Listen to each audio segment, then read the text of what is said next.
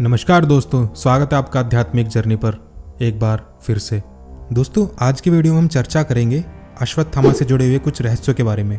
जी हाँ दोस्तों, हम उसी अश्वत्थामा के बारे में बात कर रहे हैं जिसे भगवान श्री कृष्ण ने द्वापर युग के महाभारत युद्ध में श्राप दिया था।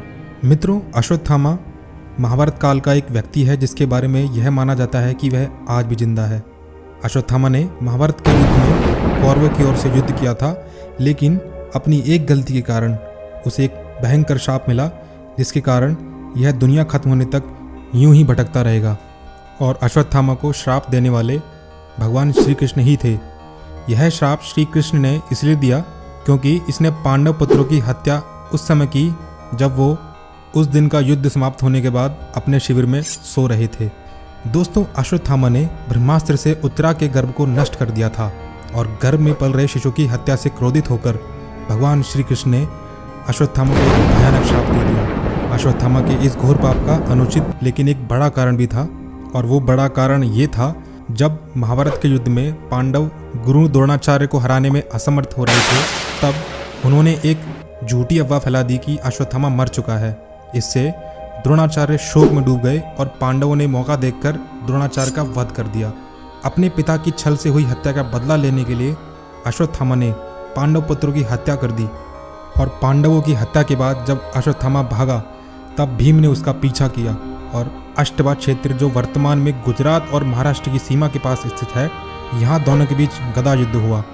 यहाँ भीम की गदा जमीन से टकराने के कारण एक कुंड बन गया, और पास ही में अश्वत्थामा कुंड भी है, जहाँ लोग मानते हैं कि आज भी रात के समय अश्वत्थामा मार्ग से भटके हुए लोगों को रास्ता दिखाता है।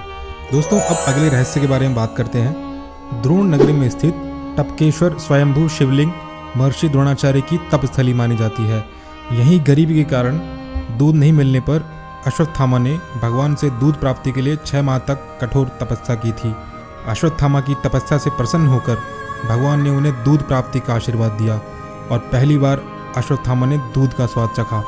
मित्रों, अश्वत्थामा के बारे में इतनी बात जानने के बाद आपके मन में यह सवाल आ रहा होगा कि अश्वत्थामा का नाम अश्वत्थामा कैसे पड़ा।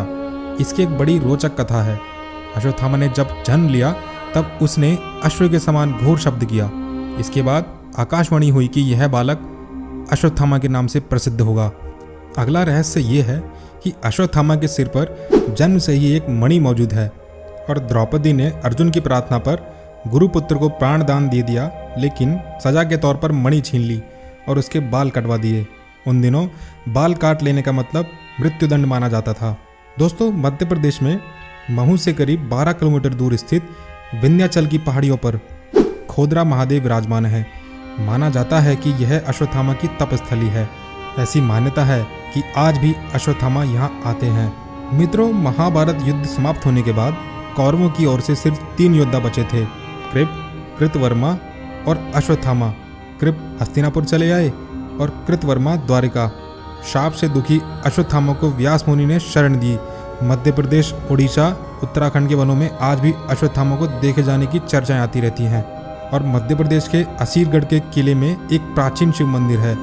भगवान शिव के इस मंदिर में हर दिन कौन गुलाल और फूल अर्पित करके चला जाता है, यह एक रहस्य ही बना हुआ है। और ऐसी मान्यता है कि इस मंदिर तक आने का एक गुप्त रास्ता है, जिससे अश्वत्थामा आकर यहाँ शिव जी की पूजा कर जाता है। तो मित्रों, ये थे अश्वत्थामा से जुड़े हुए कुछ रहस्य, जिसके बारे में आज हमने आपसे चर्चा की। आगे भी हम इसी तरह की वीडियोस आप तक लाते रहेंगे। तब तक के लिए आप हमारे चैनल को सब्सक्राइब कीजिए, वीडियो को लाइक कीजिए और शेयर कीजिए। राधे राधे।